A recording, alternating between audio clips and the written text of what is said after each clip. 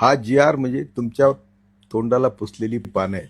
जिसकी जितनी संख्या भारी उसकी सत्ता में भागीदारी, हाच नियम लावला पाहिजे. आम्ही सगळे देशाचे मालक आहोत. हे देणारे कोण आहे? आमचे नोकर आहेत. की या एवढ्या मोठ्या आंदोलनातून आपल्याला मिळालं काय? जरांगे पाटलांचा बिचाराचा त्याग मोठा आहे, पण त्यांना मी रडून सांगितलं होतं फोन करून की तुम्ही हे बरोबर करत नाही. मराठ्यांचं अतोनात नुकसान होणार आहे, तुझ्या पण तब्येतीचं नुकसान होणार आहे.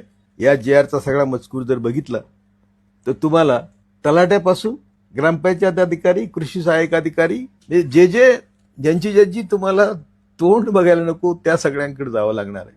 आणि याच्यातून शेवटी कोर्ट आहे. हे जे तुम्हाला कबूल केलंय आज, हे कुठल्याही कायदेशीर कसोटीवर बसणारं नाही.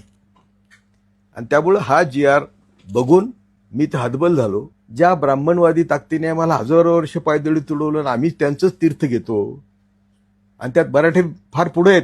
कुठला स्वर्ग, कुठला नरक, कुठले 33 कोटी देव, कायम तुम्हाला काल्पनिक जगात ठेवून तुम्हाला मूर्ख बनवण्याचं काम ज्यांनी हजारो वर्ष केलं, जी आर काढून त्यांनी हेच काम केलेलं आहे. कायदेशीर आरक्षण जर द्यायचं असेल तर ते केंद्र आणि राज्य मिळूनच देऊ शकतं. दोन्हींचे पॉवर असे आहेत की ते एकमेकाला सोडून होऊ शकत नाही.